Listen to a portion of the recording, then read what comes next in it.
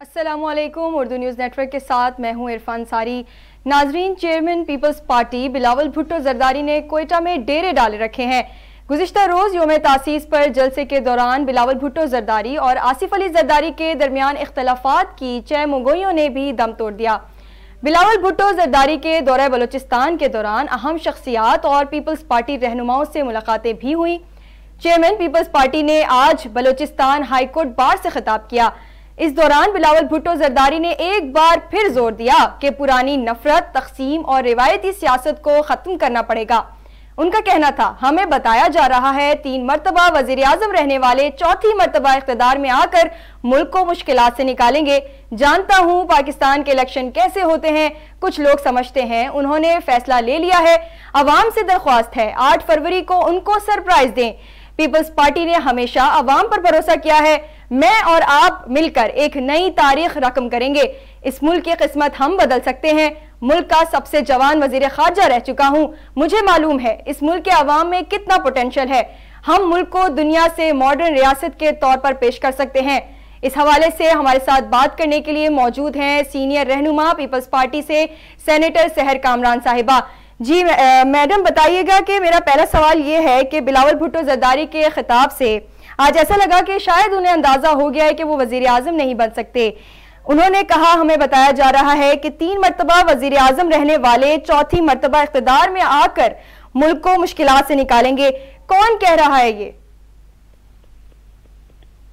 देखिए, आपको ये कैसा फील हुआ कि वजीर आजम नहीं बन सकते? जितना पजीराई बिलावल भुट्टो जरदारी को मिल रही है जहाँ पे भी वो जा रहे हैं, चाहे वो केपी था, चाहे वो सिंध था, चाहे वो पंजाब है या बलूचिस्तान में, जिस तरीके से हमने अपना यौम तासीस ऑब्जर्व किया और जितना कामयाब जो है हमारा यौम तासीस का जलसा हुआ और जिस तरीके से जो है लोगों की शमूलियत भी हो रही है अहम शख्सियात की, और जिस तरीके से बलूचिस्तान के अवाम ने वेलकम किया, तो ये तो इस बात को साबित करता है कि पार्टी का वोट बैंक है, इंटैक्ट है, फाल है, एक्टिव है और बड़ा पुरुमीद पार्टी का वोटर। और इंशाल्लाह बिलावल भुट्टो जरदारी वजीर आजम पाकिस्तान बनेंगे। यही नारा था बलूचिस्तान का, यानी जलसा गाह में, जलसे से पहले तमाम तैयारियों में जियालों का एक ही नारा था, वजीर आजम बिलावल भुट्टो जरदारी। जी अच्छा, मुझे ये बताइएगा कि बिलावल भुट्टो जरदारी यूथ पर जोर दे रहे हैं कि मैं भी जवान और मुस्तकबिल में मुझे ही मौका मिलना चाहिए। आप वाकई समझती हैं कि बिलावल अगर वजीर आजम बन जाते हैं तो वो यूथ के वजीर आजम कहलाएंगे, यूथ के लिए काम करेंगे? हकीकतन वो एक नौजवान की आदत है जिन्होंने अपनी सलाहियतों का भरपूर मुजाहरा किया।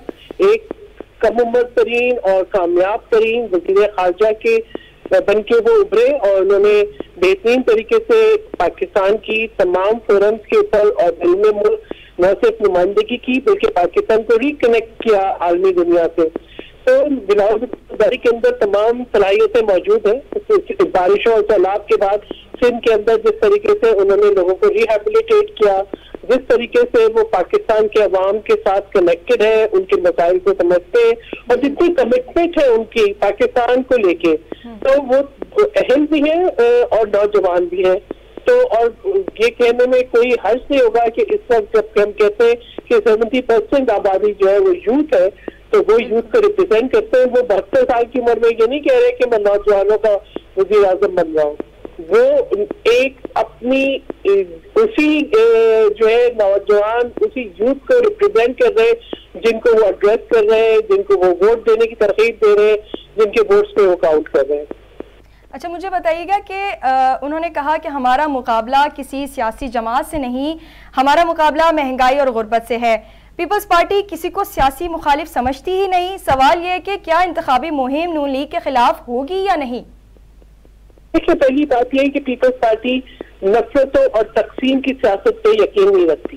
पीपल्स पार्टी वो जमात है जिसने पाकिस्तान खप्पे का नारा लगा के पूरी कौम को एक कर दिया। पीपल्स पार्टी वो पार्टी है जिसने सबाक से ऑपरेशन किया दहशतगर्दी के खिलाफ और फिर रिहेबिलिटेट किया अवाम को। पीपल्स पार्टी वो पार्टी है जिसके लीडर्स ने अवाम के लिए और पाकिस्तान के लिए और जमहूरियत की बका के लिए कुर्बानियां दी है। और पीपल्स पार्टी आज अपने सामने जो चैलेंज रखती है वो है जो कि आज पाकिस्तान को, पाकिस्तान के अवाम को दरपेश है। और पीपल्स पार्टी चाहती है कि अवाम को मुश्किलात से निकाले, पाकिस्तान को आलमी दुनिया में एक नुमाया मुकाम मिले। आप ये देखें, पीपल्स पार्टी जब भी आई, चाहे पाकिस्तान के दिफा की बात हो, इतनी ताकत दे के पीपल्स पार्टी ने पाकिस्तान के दिफा को नाकाबिले तस्खीर बनाया। पीपल्स पार्टी जो है वो मिसाइल टेक्नोलॉजी दी। पीपल्स पार्टी ने जो है जो पाकिस्तान को खासा पॉलिसी को एक कामयाबी से लेके आगे चली।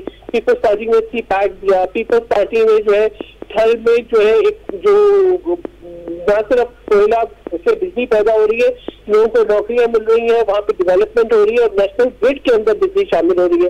पीपल्स पार्टी सिंध जो है में इस वक्त सबसे ज्यादा रेवेन्यू कलेक्ट कर रही है। तो ये कि आप देखिए, पीपल्स पार्टी ने आवाम की खिदमत की है, हेल्थ का बेहतरी निजाम दिया है, इंफ्रास्ट्रक्चर डेवलपमेंट दी है, 18वीं अमेंडमेंट दी है, NSC अवार्ड दिया है, छोटे सूबों की महरूमियों का एहसास खत्म किया है, खैबर पख्तूनख्वा को शनाख्त दी है, बलूचिस्तान को जो है आगाज के बलूचिस्तान करके उनकी महरूमियां खत्म करने की कोशिशें की है।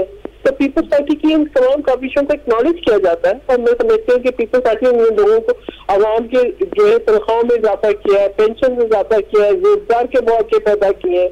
तो पीपल्स पार्टी तो बिल्कुल इन चैलेंजेस को सामने रख के आवाम की खिदमत करना चाह रही है। जो बीबी साहिबा का जो मिशन था आवाम को एम्पावर करने का, जो शहीद जुल्फ़िकार अली भुट्टो का मिशन था, उसी मिशन को लेके आगे चेयरमैन गुलाम की जिम्मेदारी चल रहे हैं और आवाम को यकीन दिला रहे हैं कि वो कभी भी जो उनकी कमिटमेंट है उससे निराश नहीं करेंगे और उनके मसाइल को हल करेंगे। हम बजाय ये कि नफरतों की सियासत करें, हम ये चाहते हैं कि उन चैलेंजेस से लड़ें जो कि आज पाकिस्तान को दरपेश है। अच्छा, बिलावल भुट्टो जरदारी ने यह भी कहा कि पाकिस्तान मुस्लिम लीग नहीं, पाकिस्तान महंगाई लीग है। तो क्या इस बयान से हम ये समझें कि पीपल्स पार्टी इस इलेक्शन में इंतखाबी मुहिम नून लीग के खिलाफ चला रही है? देखिए, मैं नून लीग तो खुद कि अभी आप दानियाल अजीज का और एहसन इकबाल के खिलाफ जो स्टेटमेंट है वो कुछ इससे क्या मुख्तलिफ है? वो भी तो उनको इल्जाम दे रहे हैं। फिर जो मुफ्ता इस्माइल ने इसहाकदार के बारे में कहा और इसहाकदार ने मुफ्ता इस्माइल के बारे में कहा, वो उसमें कोई इबहाम है क्या?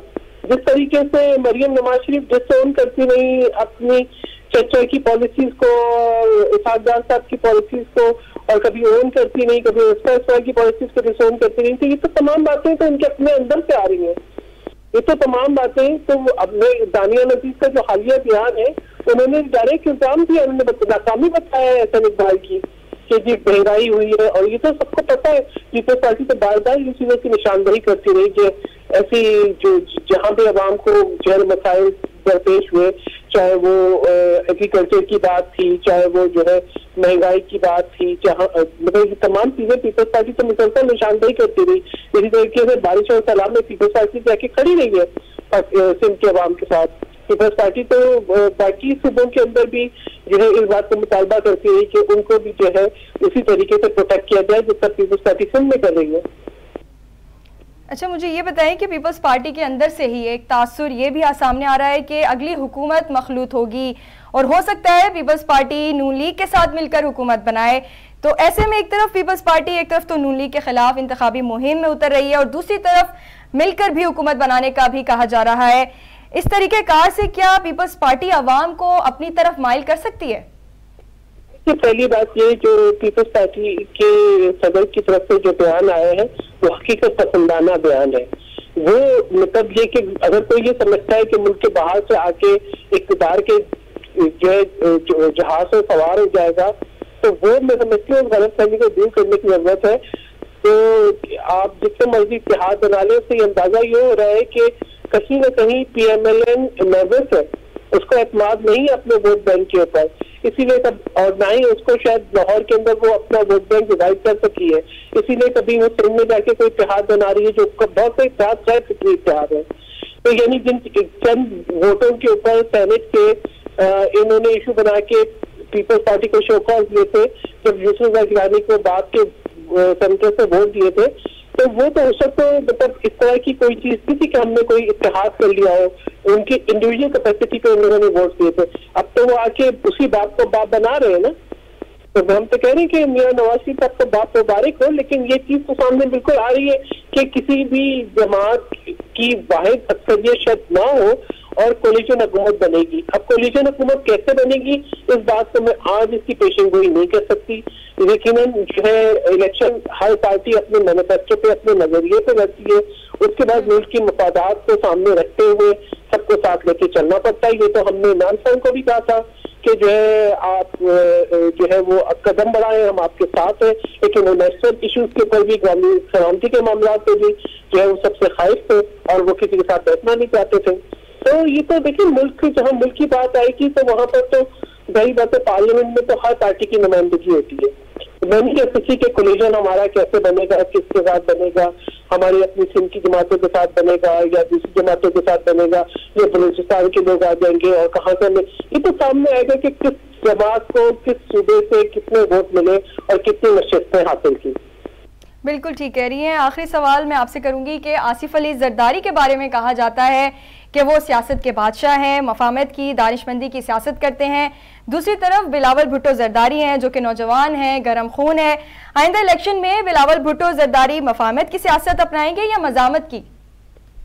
देखिए पीपल्स पार्टी वो पार्टी है जिसके अंदर बहुत ही एक्सपीरियंस और फोरसाइट रखने वाले सियासतदान भी है और इस बात में कोई शक नहीं है कि साबिक सदर मुमलिकत आसिफ अली जरदारी जो पीपल्स पार्टी के सदर भी हैं, वो उनकी दूरअंदेशी, उनकी मफाहमत, उनकी बर्दाश्त, उनकी तहम्मुल, वो उसकी कोई मिसाल नहीं है। वो अपनी कमिटमेंट्स को पूरा भी करते हैं और लोग उन पर एतमाद भी करते हैं। उन्होंने कभी जो है इखलास से गिरी हुई बातें नहीं की, कभी जो है वो इस तरह की बात नहीं की कि जो है जो इससे कशीदगियां बढ़े। तो बड़ी समझदारी है मुफाहमत के साथ और सबको साथ लेके चलने तो यकीन रखते हैं। देखिए ना, पाकिस्तान खत्ते का नारा, उसका एक महसूस, उसका एक पस मंजर है जो हमने देखा कि किस तरह उन्होंने कौम को इकट्ठा किया। जब अमेरिका ने सवाल चेक पोस्ट पर हमला किया तब भी पाकिस्तान की ऐवान से एक आवाज गई। अहम तरीन मामला पे, अहम तरीन इशूज के ऊपर उन्होंने एक कौमी यकजहती की फजा पैदा की।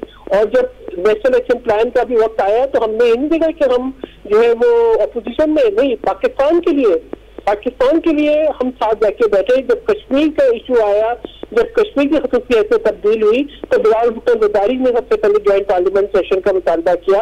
तो हमने उस वक्त अपना यौम तासीस भी कश्मीर में मनाया। तो पीपल्स पार्टी वफाक की पार्टी है और सबको साथ लेके चलना जानती है। तो इस बात से मैं समझती हूँ कि ये कहना कि हम मुफाहमत की सियासत करेंगे, बिल्कुल देखिए हमारे पास तजुर्बा भी है और हमारे पास एक नौजवान कमिटमेंट भी है, हमारे पास जज्बा भी है, हमारे पास समझदारी भी है, सोच विचार भी है और सबसे बढ़ के पाकिस्तान की मोहब्बत है। बिल्कुल, पाकिस्तान की मोहब्बत तो सबसे ज़्यादा होनी भी चाहिए और है भी। बहुत शुक्रिया। हमारे साथ सेनेटर सहर कामरान साहिबा मौजूद थी और उनका कहना था कि बिलावल भुट्टो जरदारी एक कामयाब वज़ीर ख़ारजा रहे हैं और इसमें कोई शक नहीं कि वो अगले वज़ीर आज़म बनेंगे। और इनके साथ ये भी कहना था कि पाकिस्तान मुस्लिम लीग नून नर्वस है कि वो मखलूत हुकूमत बनाने का सोच रही है। हमने तो इमरान खान से भी कहा था कि वो साथ चले हमारे और हम उनका साथ देंगे। तो